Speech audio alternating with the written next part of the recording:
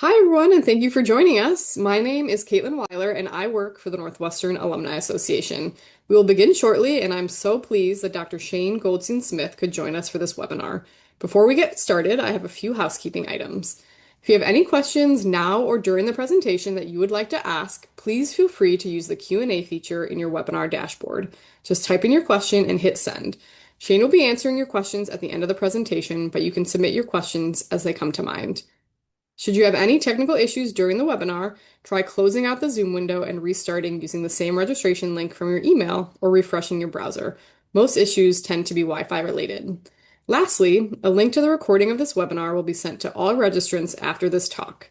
Now let's introduce Shane. Shane Goldstein Smith has spent over 2 decades leading and advising organizations at moments of growth and inflection. Her career reflects ongoing reinvention, from law student to high school teacher to senior executive across U.S. and international education systems and growth ventures, before she founded Cultivate Ed and Learn, Reinvent, Grow, her flagship consultancy and learning platform. Throughout these roles, she has partnered closely with boards, senior leaders, and individual clients to assess what to preserve, what to evolve, and how to move forward with intention. Goldstein Smith is known for her grounded perspective on leadership, learning, and recalibration, bringing experience, discernment, and calm to complex moments. You can find her on LinkedIn, Substack, and Instagram, which we'll share some links to after this presentation. And now I'm going to hand it over. Thanks so much for being here, Shane. Thank you for having me. I really appreciate it. Hi, everybody. Happy Wednesday. Thanks for spending your lunchtime hour if you're in the Central Time Zone, and post-lunch, I hope, if you're in Eastern, and earlier breakfast, I guess, if you're in different time zones. I'm thrilled to be here to talk a little bit about this topic. This is a topic that I feel like is pervasive, and people are concerned and have anxiety about it, and yet they just don't know what the first or next or last or any steps are. And so I'd love to spend some time thinking it through with you. I always find that as I start these presentations, it's good to kind of place a context on how both I like to engage, but also how I'd love for you to engage back with me. We're not going to have conversation throughout the course of the presentation because the nature of this particular topic is really one that is best handled internally and with your own reflection first. And then part of the activity that you do is to discuss it out amongst others. And so I really wanted to kind of frame for you how we're going to think and learn together today. First things first, I'm going to tell you where we are. We're going to look at a ton of data. I am very well known for bringing extensive current data. I read voraciously, and I'm really kind of try to keep my finger on the pulse of exactly what's going on so I can be conversant in that space. Talk about a lot of the voices that are speaking about this particular issue. And by the time that we get to the end of kind of the naming the moment section, you'll have a sense of what those historical patterns are, kind of what the language is for all of this, and how things overall apply, right? Basically, you get the story, you understand where we are and how we got here. Part two of the presentation, these are all about 15 minutes each, is there will be questions. There will be things that will start to percolate up for you. As opposed to looking at where we've come from, it's where are we now? I'll introduce some new concepts in one particular, something called ikigai. And we'll talk about what the market ultimately needs from you that cannot be replaced by machine learning, in particular AI. There will be questions here that you will not have clean answers to, and I want to encourage you to sit in that discomfort. Please join me here. In fact, one of the highlights of high quality learning is uncertainty and knowing that you don't have an answer immediately. That is how you know that you're growing. And then at the end, our last 15 minutes together, I couldn't possibly give you all of one and two and not say to you, here's some possible solutions and paths that you can take. And so I've got some very practical tools, some organizations that work for you, and some real specific paths for how you navigate reinvention.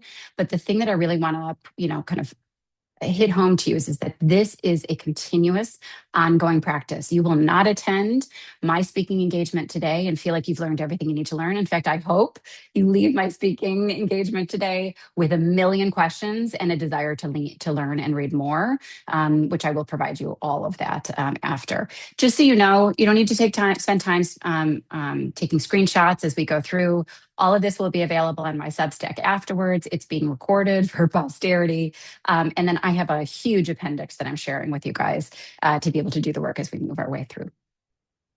By the way, just as a closer, I love this quote by Walt Whitman: "Stop somewhere ahead and wait for them to catch up." I believe in sharing information with you and waiting for you to join me. As I have done in my own learning, I model for you what to do in yours. I have a favorite entrepreneur. His name is Seth Godin. For those of you that don't know him, I encourage you to look him up. He's an author, he's an entrepreneur, he's a really deep, well-known marketing thinker. He is somebody that has spent a lot of time thinking about how to be able to package and present ideas. And he speaks extensively everywhere. I happen to like this clip that I'm going to share with you from a recent Mel Robbins podcast. People have mixed opinions on Mel, but she definitely has high quality guests on. And what Seth talks about in this clip that I'm going to share is the approach that I hope that not only that I hope, that I encourage you to take as we move our way through this presentation. But if nothing else, this is the piece that stays with you, which is the initiative, the act of doing something is the privilege of picking yourself. I want you to spend the time thinking about, how can I invest in me over the course of this session and then ongoing. I have this queued up, so I'm going to go ahead and play. Why is the personal nature of that nagging book you want to write, that YouTube channel you want to start, the side business that you keep dreaming about? What is that thing actually about, Seth? Okay, 2 words. You ready? Yes. Pick yourself. The dominant system does not want you to pick yourself. The dominant system wants you to wait to be invited to go on a reality show, to be invited to apply for a job. They want you to go to the placement office and wait for the company to come interview you. The idea that someone else will pick you and authorize you, they will call you up and they say, "Mel, we know you have a novel in you. Would you please write the novel and we will publish it?" And I'm speaking from experience here. I've talked to thousands of people in this very situation who have a book inside of them. And my advice to them is, it's simple. Make it into a PDF, email it to 20 people, ask them to share it with others for free. If it spreads, your phone will ring and now you can get hired to write another one. If it doesn't spread, write something better. The end. And almost no one does this because it's really awkward to say, yeah, I picked myself. I wrote this. Here, I made this. And those 4 words, here, I made this, are so challenging, right? That it's easier to buy a cookbook and follow the recipe than to invent something you're going to serve to people you care about. And so, if we can find a life where we can identify the things that are important to us, truly important to us, and then pick ourselves, not to do the work to win a prize or get a medal, but because we have agency, because we could, the word for that is freedom. It is the responsibility of showing up to make a thing and offering it to the world. It might just be your family that notices the attic is clean, but you realize that you hired yourself to clean the attic. Don't wait till you're going to sell the house and the realtor hires you to clean the attic. You hired yourself to clean the attic. And that sort of freedom and responsibility, that's where dignity lies. And everyone I've ever met wants more dignity in their life. Don't you think? I absolutely love this as an opener quote. And the reason why, or an opener space, is because it deeply names the awkwardness and the discomfort that comes with having to be your own champion. So many of us have gone through our careers being tapped on the shoulder or being recognized for accomplishments, or have gone through experiences and been rewarded for the hard work that we have done. And Seth flips this on its head and really points out that there is so much more that we have to offer. And as I'm about to show you as we go through the data, the market is forcing us to now take this approach, whether we want to or not. This necessary need of reinventing yourself, but in some ways, really turning inward and looking at who you are and what you have to offer, as opposed to the reflection that you are for other people and the way other people have seen you. That is enormously powerful. I cannot emphasize enough how important it is to grab that privilege of picking yourself. All right, I have a couple of very dense slides. It is all right that they're dense. It's because they're deep in research. I've shared all the research with you. I'll take apart the major pieces for the presentation. Don't feel like you have to read everything. I'm going to talk you through what is relevant, and I'll read portions of it where I think it is important. Let's talk about the definition. So we've heard, maybe some of you haven't, but we've heard this term, the reinvention economy. It is what we are living in right now. This current moment is the reinvention economy. There have been large forces at play in order to be able to get us to this space. Automation, AI, globalization, all kinds of structural shifts, moving us through a pandemic, got us through there and never quite slowed down. And the companies that are essentially the backbone of our labor market have responded with constant reiteration and constant reinvention, and ultimately finds out that that is exhausting and very difficult to sustain. And so what they've done is they've just decided that they're going to put their eye on revenue, and the responsibility for staying useful is now yours. It shifts to the individual. This last part I think is so important, who must reinvent continuously to remain relevant in a market that no longer rewards loyalty to a single role, employer, or skill. My goal today is not to scare you. My goal today is to empower you, to make you feel like you understand what the forces at play are so you can take charge and not let things happen to you, but be prepared and ready to be able to step out. There's a historical overview that I share with you in these three buckets. McKinsey does some origins work. Again, all of this is cited for you in the appendix that I'll share around what happens with the pandemic and how it really accelerates a lot of the automation and digital adoption and remote work, compressed it really quickly. McKinsey in 2021 predicted that by 2030, 100 million workers across major companies will need to find new roles because the pace of change in work itself is indeed this new structural condition. So that data is a little old and it's predictive in its moment in time. I like to follow that data up with very current stuff. So Harvard Business Review talked about the churn rate of constant transformation that companies have had to handle. This is just earlier this year. For companies themselves, 95% have launched 2 or more major transformations in the past 2 years. 61% have launched 4 or more. The volume is essentially the problem. People are exhausted. It rattles investors, crowds a lot of the work of innovation and growth. And so ultimately, I needed to go back to kind of like the backbone, right? We're in this constant state of change. We're in this constant state of iteration. The individual has to hold all of this and figure out what to do. And so I went back to like early management research in the 50s. Peter Drucker, who is widely known as the father of modern management, coined this name, which we've often referred to many of ourselves as, which is the knowledge worker. And no job sustains the need for that growth entirely. What he ultimately described, long before we got to any of the McKinsey or Harvard or any of the other research, Drucker named reinvention as the standing condition of this way that you work, this concept of knowledge worker. Your questions that you should be asking yourself as a knowledge worker are continuous. What do I still want to learn? What would I abandon, improve, or develop new? And know that your value is set by the market and what you can bring to the market, not by your employer.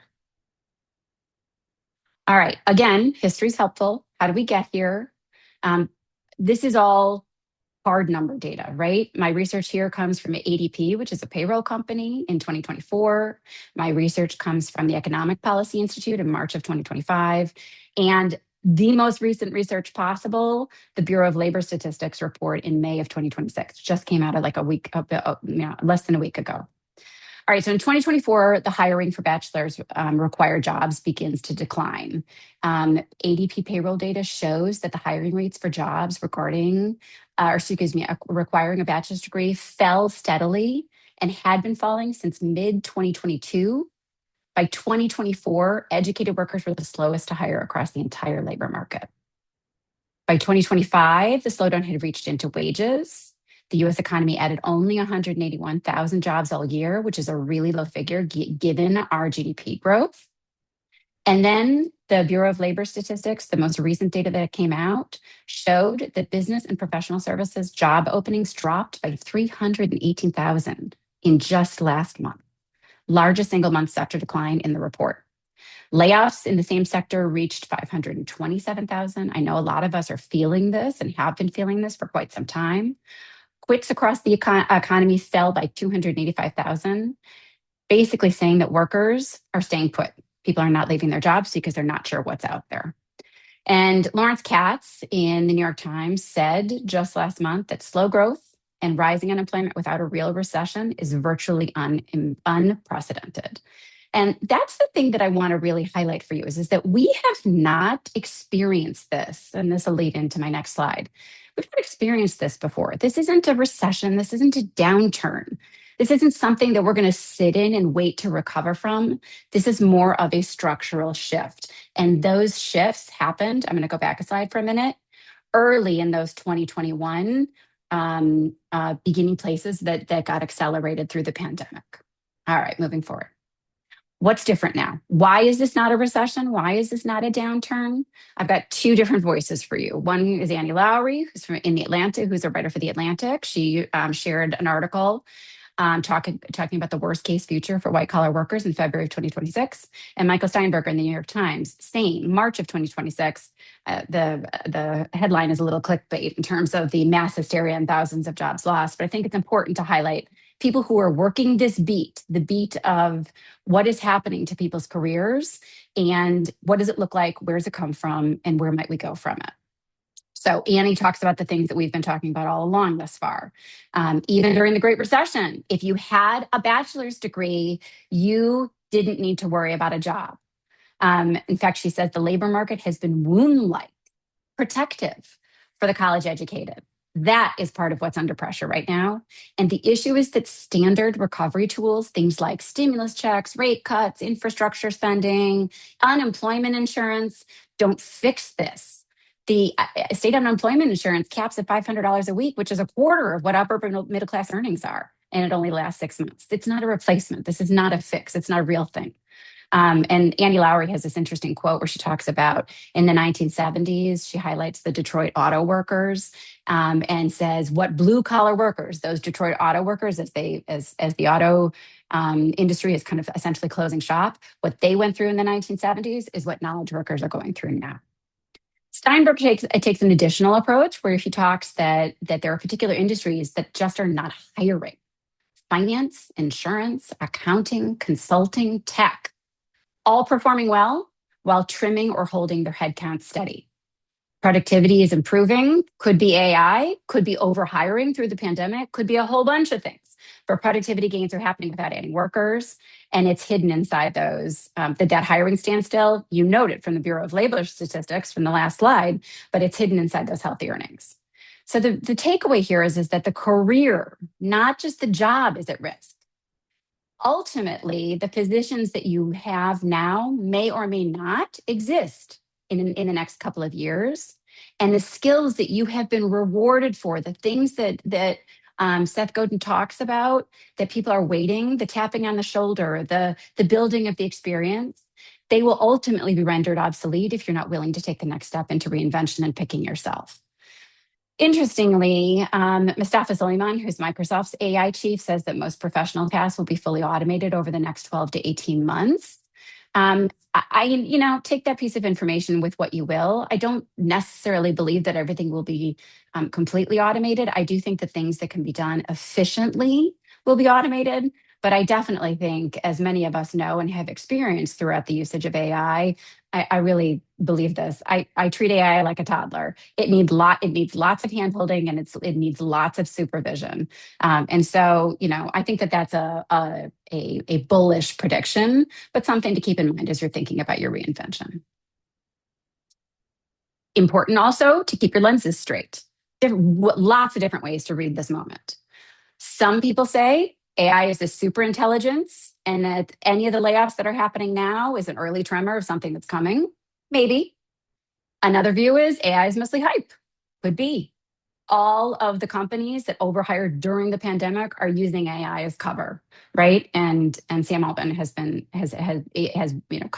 out calling this as AI washing. That it's not really the use of AI; it's that there's a way to cut your labor force and increase your revenues at the same time. And also another one is that AI is a powerful tool, and most companies, and I do truly believe this, don't quite yet know how to use it. So what do? They cut head count. They expect the same output. Many of you, I'm sure, are feeling this at the jobs that you work in now, and force the remaining teams to figure it out. They use the pressure as the strategy.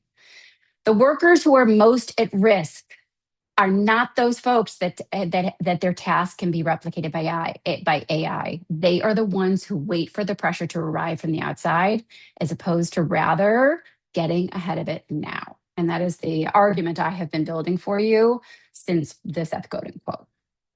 Just as an FYI, as we close out this section, even if you ask AI, it doesn't agree with what AI is going to do. It's a fantastic article, literally from the journal a couple of days ago, that talks about, and by the way, interestingly enough, Northwestern research as a component of this. Same questions were asked, different answers. Economists at Northwestern and American asked ChatGPT, Gemini, and Claude which jobs were most exposed to AI. Models often gave widely varying rankings. Claude said that accountants are highly vulnerable. Gemini ranks them much lower. ChatGPT and Gemini were the most in sync, but disagreed about other things, such as advertising managers or CEOs or other roles. And the models are essentially partly predicting themselves. Early adopters like financial analysts, which were heavy in AI training, which means they generated more of this data and ultimately shape how these future models rank professions, are giving its own spin on it. And the forecasts are essentially then a feedback loop, not an independent assessment. Professor Yin from Northwestern says, I personally would not rely on just one measure to say, oh, I should change my job, or oh, I should change my kid's major. A lot of the future is unknown in terms of how AI will impact us, and the systems doing the forecasting can't even agree with each other. So take it with a grain of salt. And as I pointed out before, going back, think of these lenses. Hold them all together loosely. Intelligence, hype, and a super powerful tool that you don't know what to do with yet. It's important to just be educated enough to know that. All right, so as we move into our next section, I'm a big believer in never letting a good crisis go to waste. So if you feel like you're at the precipice of something right now, you've seen the data, you now know what the name of the moment is, you understand what this concept of the reinvention economy is, don't miss your moment. Disruption forces clarity, and when you have no constraints, creativity ultimately can come through. This is forcing you in some ways to recalibrate. And what will come in the future will be different work, not less work, just different work. And we'll talk a lot today about how you can chart that path. Let's pause for a second. This is the question I want you to hold as we move into the frameworks component. How can I think my way through of picking myself, understanding what the reinvention economy is, having some predictions about where it might go, and what can I do to make sure that I am protected and that I am ready to go as a very uncomfortable future is in front of me that I cannot predict, which, by the way, none of us can. The question you ask yourself is, what do you do well? What do you love doing? And also, what does the world increasingly need?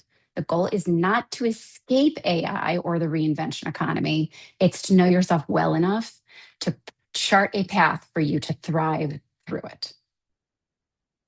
Okay, let me introduce you to the concept of ikigai. So this model, ikigai is an ancient Japanese from the Heian period, kind of philosophical approach. It's a way to live your life. It is way more complicated than this framework. This framework is a Western framework created by an author in 2011. It's useful, and I like it because it makes things a little bit clearer for people to need.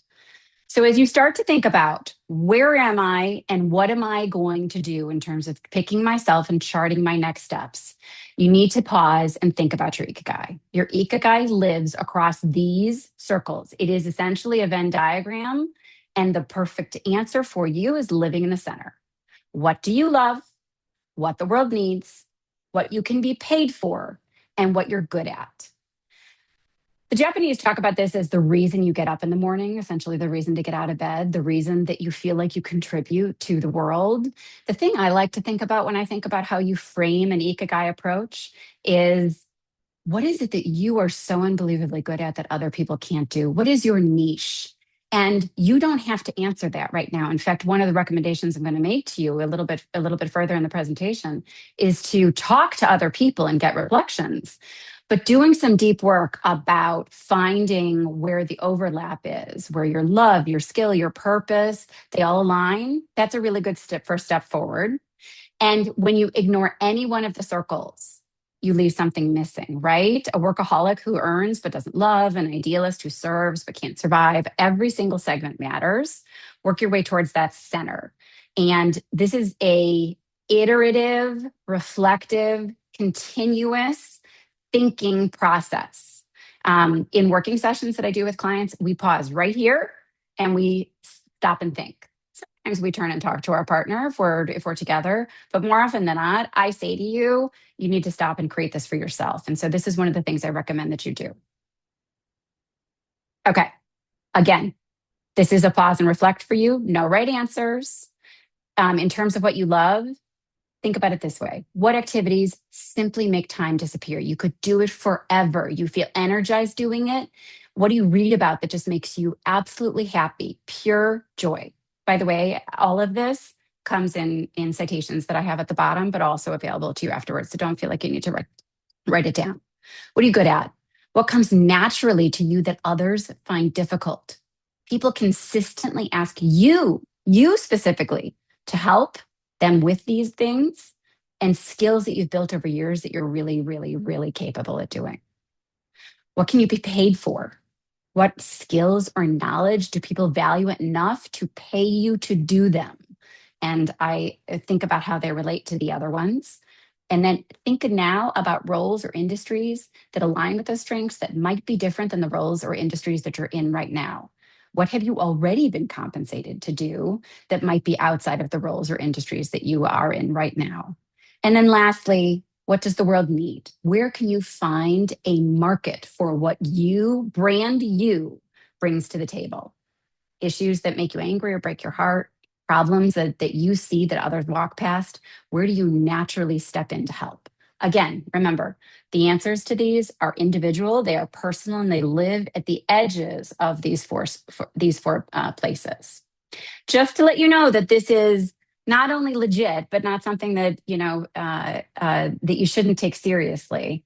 Deloitte in 2026 did some forecasting around global human capital trends, and what it found across 9,000 leaders, 89 countries in 2026 is that curiosity is a now organizational capability.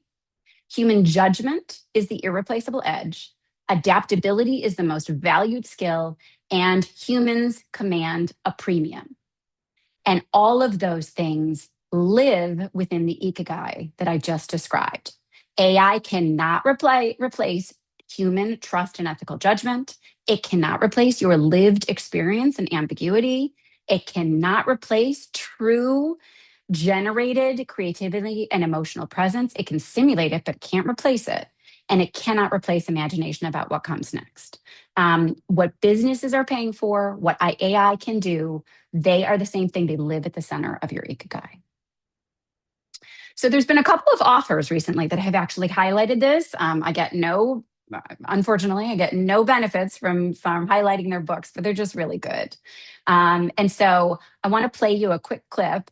Neela Merchant, professor at a number of different universities, but she also has led Reinvention at Apple, Adobe, Nokia, Symantec.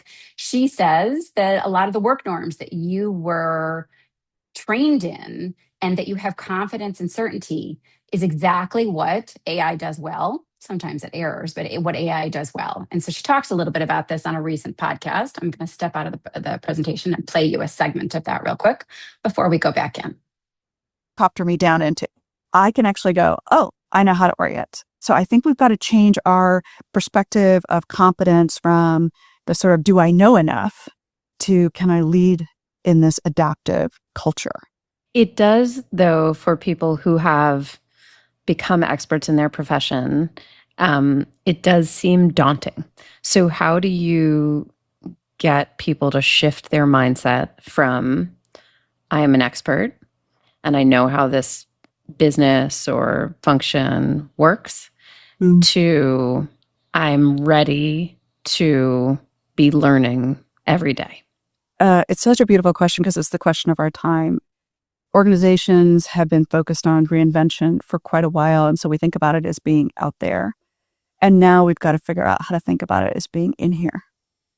And when I say to leaders, I had a leader recently who's been at major tech firms, run a nonprofit, so run, one of the top 150 companies in the world. And she said to me, I'm worried at my age, I'm not relevant anymore. And I said, define relevance for me. And she was thinking about it as, I'm not young enough, I'm not, I don't know the AI world enough, et cetera. And I said, well, if you think about it as those things, you're still centering outside yourself. And today, what we can actually do is center in that spot in the world. Only we stand. That function of our history and experience and visions and hopes, and that ability to add value wherever we are. So she brought wisdom to the table. She understood people dynamics. She understood change management. And I said, those actually turn out to be incredibly relevant. And so we end up learning so much of what we've been learning is that we need to know something out there. And maybe what we need to do is learn how to center correctly on the value that we can create and to believe that we are capable of learning and growing at all times so that we can be elders in wisdom and actually bring forward the leadership, that we need. And if we've defined leadership, it's probably the most important attribute right now. So this is a time for leadership, but it's not coming from a place of knowing. It's coming from a place of deep curiosity. I'll pause there. This is how I have framed my slide, which is leading in a time and living in a time of transition where you go from, I have built these skills and I know so much, and therefore my experience and wisdom will translate into a long and lustrous career. The transition in the reinvention economy is that you need to flip yourself back to that curious and nimble and truly interested leader or worker that maybe you were back when you were a teen, maybe you were when you were first starting out, maybe you are if you are a college graduate on this call and are ready to be in that space. But I cannot encourage you enough. The old patterns I have listed off across the top. This comes directly from Neela Merchant's recent book. The old patterns are to have confidence, fake it till you make it. An old pattern is no, I know more than somebody else in the room.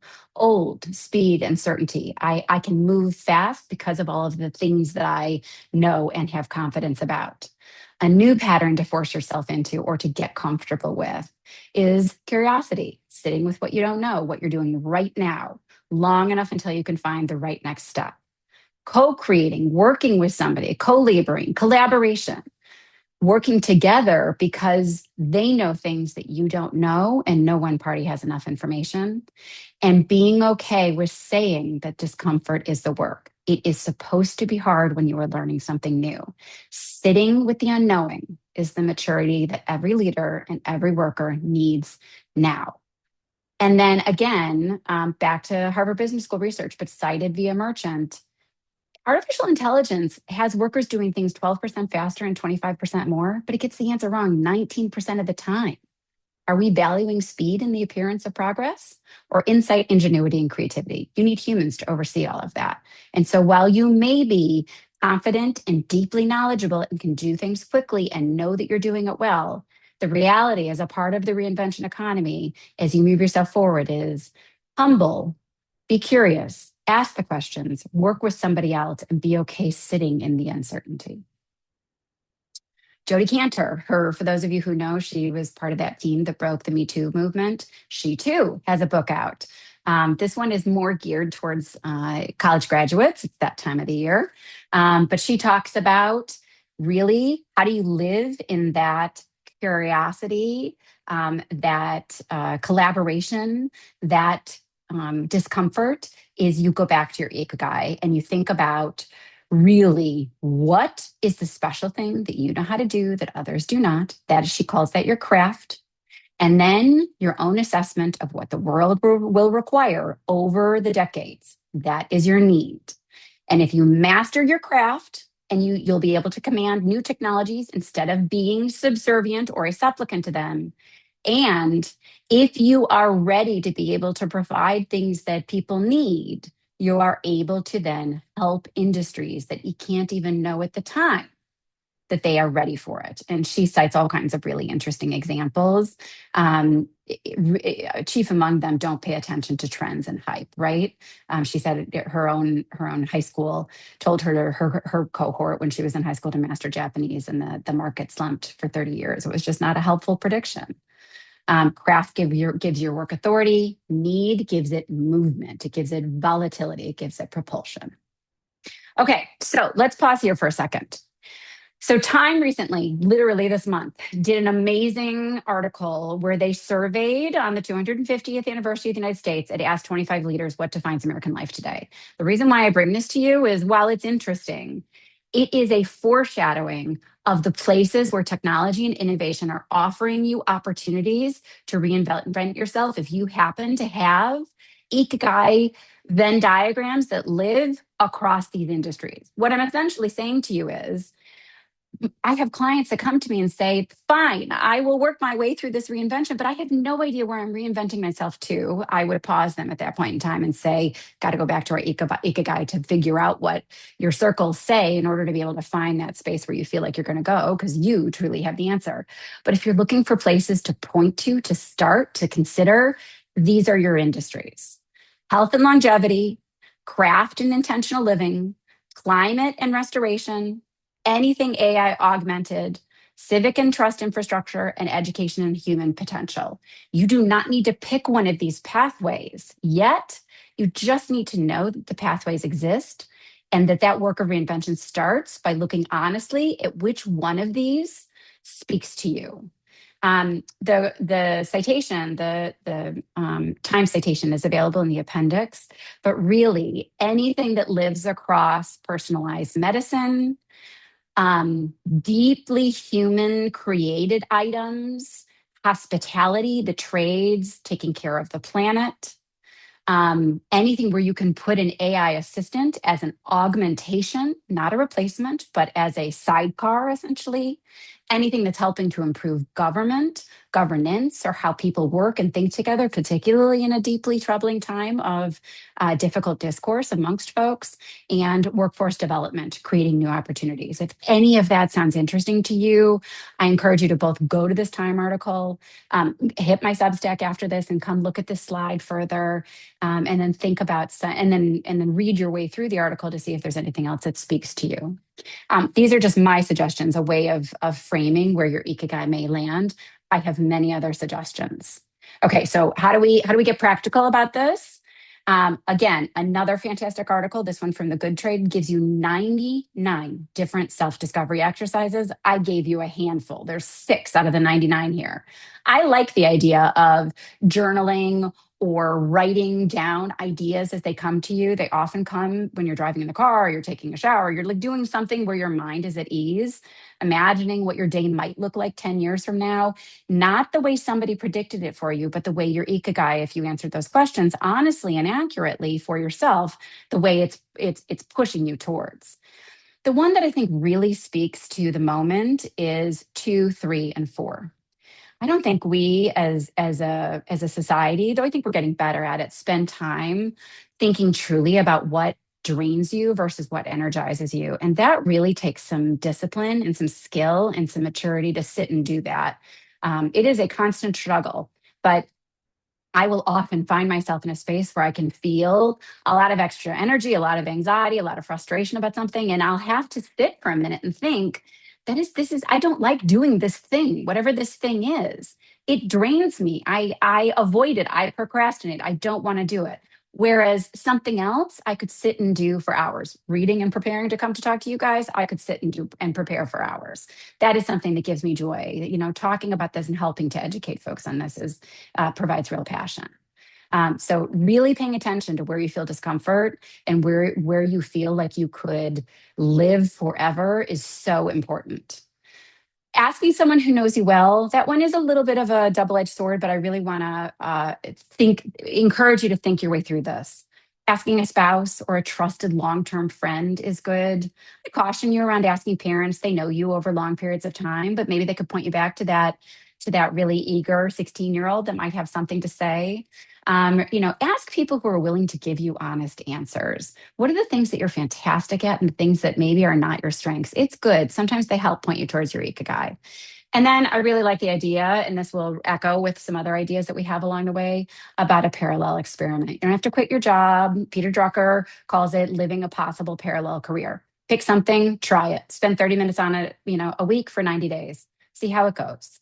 You don't have to give up the entire life that you have in order to be able to start planning out your reinvention. Lots of people have different approaches to this. This is just me giving you suggestions. Josh Person, who's very well known in kind of HR and speaks extensively on how to be able to manage workforce across many large companies. His prescription is basically what I have been telling you in varying ways, right? Admit that you have to reinvent, know that you have a ton of judgment and maturity and pattern recognition that are durable, hold on to them, try all kinds of new things, be curious, ask questions, try something that works, try something that doesn't. Most won't stick. The work is trying, not succeeding. Invest in places where your energy is a useful tool. Reinvention is truly the long game. And I've said it 9 million times in this presentation. Uncertainty is okay. In fact, if you're doing it right, you should be feeling uncertain, curious, a little anxious, and a little excited. Stanford, just so you know, also offers another path. It's called the Odyssey Plan. It encourages you to put together 3 different plans: Plan A, Plan B, Plan C. Plan A is the path you're already on. What happens if you keep doing it? What does it look like in 5 years? What does your day look like? You see it clearly. And then Plan B is if that disappeared, which I know many of you are in the precipice of experiencing or perhaps experiencing now, or many of you can't even get Plan A going, right? So if that disappears, what would you do if it doesn't exist anymore? What would you do if you had to start totally fresh? What have you always, always, always been curious about, but you've never pursued? Oftentimes you can find ways to, I'm going to go back a slide, pick your wisdom and your trying in kind of like parallel career options that don't mean that you have to go from being somebody that works in finance to now becoming a doctor, right? You don't have to go get all of the new schooling. There are patterns and skills and things that you know through your wisdom that you can replicate across industries. And then, this is the dream big one, Plan C. If nothing held you back, if money and reputation were no object, and I know it is, guys, I'm not saying it's not. I'm saying imagine if it wasn't, because it frees up some creativity for you. What does your most alive, purposeful version of your work look like? And where do you fully converge on those ikigai circles? Just so you know, you do not need to figure this out alone. I do this work, and there are many communities out there for free that will assist you. Chip Connolly, who was a hotelier who was one of the founders of Airbnb, opened up something called the Modern Elder Academy. Don't be scared off by the word elder. It's not for old people. It's a first midlife wisdom school. People who have tons of maturity and wisdom and knowledge that are looking to keep learning. The reason why I like him, to be perfectly honest, is he offers free workshops all the time. You can just click on, see something interesting, get on his website. Again, I get no pay for this. This is me providing you guys with options. Susie Welch, who's an NYU Stern professor, recently put something out called the Values Bridge, again, for free. You can go through 100 different research back prompts to reveal what your values are. It really helps to point you towards your ikigai. And then doesn't matter to me what your politics are. Mika Brzezinski, who's on Morning Joe, she with her sister opened up a women's empowerment platform for career reinvention at any stage. Gives a ton of events, a ton of community options, gives you resources, helps you negotiate and navigate your way through it. It's really important. And then lastly, just as a closer slide, this is the work I do. I am a strategist. My role is to bring those questions and evidence and an outside perspective to help you see things that are more, help you see them clearly and more clearly than you can do on your own. I do this with leaders and teams through a wide variety of ways, and I do this with individuals. And I'm absolutely available. The thing I always like to say to people is, bring me the question you can't yet answer. We will work on it together. And I'd love to do that if there's any need out there. That brings us to the end. I know that we whirled through a ton of information. I'm so pleased that we hit it at just past 45 minutes. As I close here, and as Caitlin brings me any questions that might have come in, I want to highlight for you these last 3 slides. This slide that that talk about the kind of work I do, as well as all of the topics that we covered. Every single link is live and available for you on these last 2 slides. And Caitlin has them ready and available for you guys to share out as soon as the presentation is done, and they're ready to be able to share out the recording. I thank you so much. It was a real pleasure spending time with you guys today, and I would love to answer any questions that you guys have. Great. Thank you, Shane. You're welcome. We've had a couple questions come in, but please, everyone, please feel free to continue to submit those questions into the Q&A box. So the first one, early in your presentation, you discussed transformation forces and how they're coming at us so quickly. And so someone was wondering, who is creating those driving transformation forces? If there's any kind of information on where that's coming from. Yes. So I go back to the reinvention economy, and I point that slide, and I point you back to these sources again, all of them that are they're in my appendix. So I didn't read through a lot of these, but I'll take some time to kind of walk you through it now, so it feels a little bit clearer. So in the 2021 research from McKinsey, this is done kind of at the outset of the pandemic, but essentially looks at the fact that so much happened so fast as a response to the pandemic that set off a pattern of companies feeling like they needed to reiterate and reinvent on a regular basis. And what happens is that's the company reinventing, but the reason why the company is reinventing is not for the betterment of the worker. The company is reinventing for the betterment of the bottom line, for the betterment of revenues, trying to find as many different ways could be cutting headcount, could be offering more efficient products, could be offering different services, could be staying competitive in the marketplace. That's what all of this research talks about. And where are these forces coming from?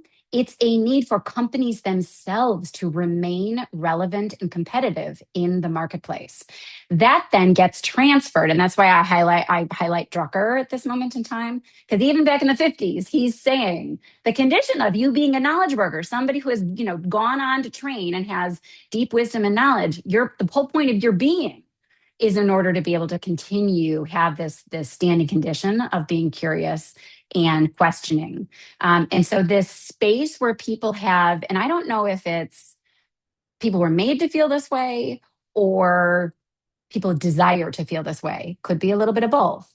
But living in a space where you felt complacent or you were told that X degree was going to get you X job, or, doing well and spending time at, XYZ company would ultimately land you at a certain place. That was, remember what Jody Cantor said about the learning Japanese? That was what people knew at the time, and they were giving you the best information that they could. The reality is it is more beneficial for you as a worker to say, I understand the companies are under extreme duress to be able to show performance. They don't necessarily value me, though they should. And I value me. So I'm going to continue to ask questions and be curious and try to work towards my ikigai circles, even if it is to just reinvent myself within my own company and show that I am somebody that you should hold on to, right? There's lots of different ways to go about this. But the original question is around the forces that came. Sure, this has been going on for a long time, but I really think, at least according to kind of my main research and data, which really lives in that McKinsey report, is that the pandemic really really put the foot on the accelerator of what it looked like to reinvent. And people out of that reinvention, companies, I mean, not individuals, showed that they could have high performance. And so they just kept at it. It's exhausting to be a worker living in that situation. I understand. Thank you. All right. So this is the last question we have so far, but please, if anyone has any questions they'd like to submit, please do so now. Oh, one just came in. But someone was wondering if you had any tips for cultivating strong, lasting professional relationships, particularly as you described in this kind of ever-changing working world that we're in, and you're seeing people bounce around a lot, and maybe it feels like you aren't being rewarded for being loyal to a specific company or field. So any tips would be great. Yeah, this one is a complicated answer. So let's spend some time thinking it through. There's a slide that I did not include that kind of walks through the differences between what the old advice used to be in terms of how you chart your career. And frankly, some of that old advice is out there, guys, and it gets repeated regularly. Things like fix your LinkedIn profile and network go meet people with, for virtual 5-minute coffees, or go to companies that you want to work at and find the hiring manager that has the job that you want, and reach out to them via LinkedIn. The reality is that the 99% of people get ghosted through that. All of that activity is a frustrating space for people because they are networking themselves into oblivion and feeling demoralized as they do it because they are not getting anywhere. The hardest, and I think truly the most difficult thing to do, but necessary if you're looking for traction in developing those relationships, are really have a deeply critical view back on the people you have worked with over the course of your life. People who were mentors to you, people who were superiors or bosses to you, people who worked for you, people who were collaborators with you, people who worked on projects with you. Go back. Think back to the early stages in your career all the way throughout. I would wager, and this is a cynical view, but part of my job is to bring it to you honestly. I would wager that 90% of those relationships were built upon what the two of you could do for each other in that moment in time. You needed each other. The other 10%, and this is just Shane talking, I'm making these numbers up, but the other 10% is people that truly valued you for things that you were good at and could see that. And if you can go back and figure out who those folks were and reconnect with them and ask them for lunch, ask them for dinner, do in real life stuff if you can, virtual obviously if they're not nearby, but take the time to reconnect with those people. I think that's deeply, deeply important because those are the valuable people. They'll also help you move your way through your ikigai circles. In terms of going forward, I think being public and honest about as you're being reflective. You don't have to be vulnerable, but being outwardly reflective and showing people as you work your way through your work about being curious and about being somebody that asks questions as opposed to modeling that you have knowledge. That's a real shift. You got to take the time to think about how to show up at work. That will bring different people into your orbit. And then lastly, anytime you can find yourself in a space where you've got commonalities with people. And I don't know that I always believe it's the conference of, National Conference of Accountants or whatever, you know what I mean? I think it's people who have similar values to you, people that have similar lifestyles in terms of the way you live your life, not how you decorate or spend, and people who have similar approaches to the way that they cultivate their careers. Those are the people that I think are worth investing time in. I think old advice used to say, find a mentor and they will bring you along. New advice, truly based on research and my own experience with clients, is you are your own mentor. Surround yourself with people who can bring you up, make you smarter than you are, and continue to add to that circle. And that will naturally benefit you in networking. But it is a challenging marketplace out there in order to be able to do this. And I totally understand being frustrated. One last thing that I will give in terms of tips as I close out this question is there's some very terrible advice I feel like that's out there around how to prepare your LinkedIn and how to prepare your resume that is feed it all into AI and have AI give you feedback. And then you put all that up on your LinkedIn page and your resume. And the reality is, by doing that, everybody is making themselves look exactly the same. It is completely that Sam Altman quote I shared with you from before. It is completely AI washing everything. It makes it all vanilla. The beauty, the difference, the uniqueness lives in the creativity and the specialness that you have. And I don't take those words lightly. There are things that make you unique throughout your career. Those are the things that you should be highlighting. Do the hard work of sitting there and figuring it out yourself. AI can be your thought partner, but don't have them write it for you. It's only going to do a disservice to you. Thank you. We've actually had a few more questions come in, so we'll see how many we can get Great, to. great. So let's see, I scroll down. Um, One is a question about kind of a philosophical split between senior leadership versus HR and legal, as an example of an intercompany division on how much we should be leaning on AI. Mm. And if things like emotional intelligence and other skills may be deprioritized in the age of AI. Yeah. So this is a bit of a prediction and a bit of just my take from reading the research, right? I think people don't know is the short answer, truly. I think businesses are trying as hard as they can to implement AI where they can to find efficiencies, which is not the wrong thing to do.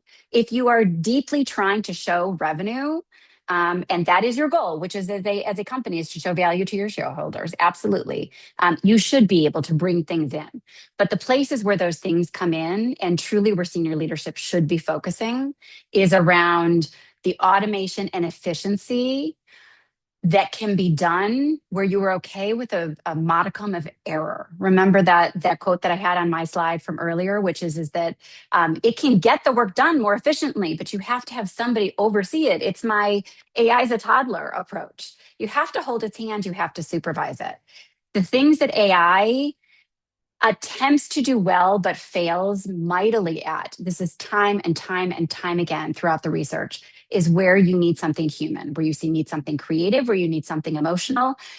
Nobody, I mean, I'm sure there's companies that will do this. And in fact, there was an interview I heard just this week where one of the many leaders of tech companies was talking about trying to get their workforce down to a literally the founder, and then it would be all AI agents that were working for them. And the reason for doing that was to get efficiency down to literally where it was completely frictionless. And what everything in the research says is that the friction is the point.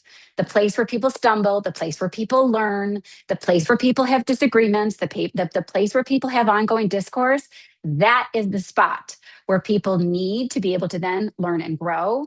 And so this is a bit of like a Twilight Zone fantasy that we've been maybe a little bit of a fever dream that we've been held by. To answer more specifically for the original question, leadership should be looking at things that are going to make it automatic and can improve your productivity.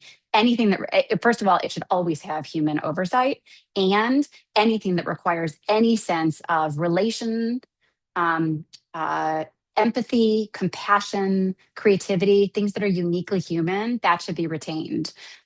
For example, people having feedback conversations, that should be done by a human, not by an AI. Bonuses being awarded can be done by algorithm, but should be thought through and overseen and managed by a human, not necessarily AI, though AI can provide the research or the information. Again, where you can have it as a sidecar, an assistant that you can double check, best place to be in sweet spot for that leadership versus worker. That makes sense. Do you mind if we squeeze one last question in? Because Of I think it's course, an interesting absolutely. one.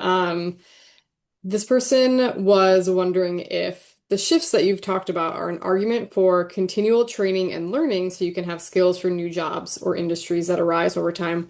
Or do you start your own business so you don't have to rely on a corporate career? I love it. I love it. I love it. I love it. I listen.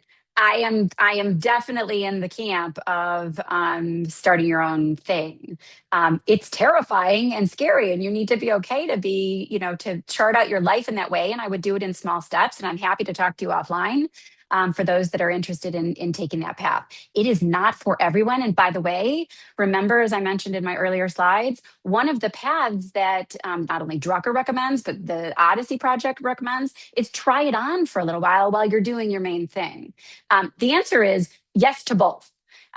You can continue to train and develop yourself to make yourself more valuable at the at the workplace that you're in, while also doing the work. I know it feels like heavy lifting, but you will be pleased and happy and calmer when you get to the other side of this, to think through what are the things that I would rather be doing with my time. And by the way, if you have something that is such a niche, I love doing this. This is what I want to do with my time. I want to talk to you all about this kind of stuff and how to help people get over this hump. I'd rather do this than just about anything else. If you have something that lights you up in that way, the market has a need for it. And so finding your path there, this is something I do, by the way, I'm happy to help.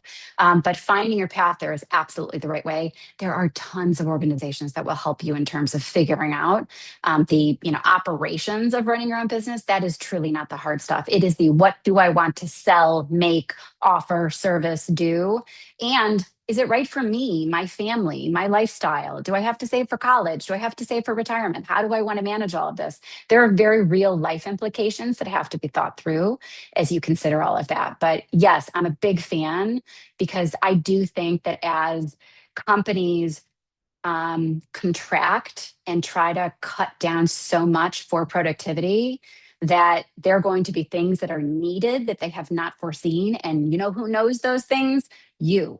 And you can offer that out to the market and chart a whole new path for yourself. And I don't care how old you are. I don't care if you're a 21-year-old just graduating, or if you're a 70-year-old that has a ton of wisdom and oversight that would be able to offer that up. Don't let the anxiety of it or the uncertainty of it be something that holds you back. In fact, remember, the learning is when you are feeling the most uncertain. I encourage you to live there. Great. Thank you, Shane. And I'm sorry we didn't get to everyone's questions, but perhaps people can reach out to get those questions answered. There were some really good Absolutely. questions that folks submitted. But thank you so much for everyone joining us today. Thank you again to Shane for the wonderful presentation. As a reminder, the recording will be shared in the next day or two. And as Shane mentioned, we will also be sharing out those last few slides with you with some of those great resources and additional information. And to find out more about alumni events, please check out the NAA website at alumni.northwestern.edu. Thank you all again and have a great day. Go Cats! Thanks, everybody. It was a pleasure. Thanks, Caitlin.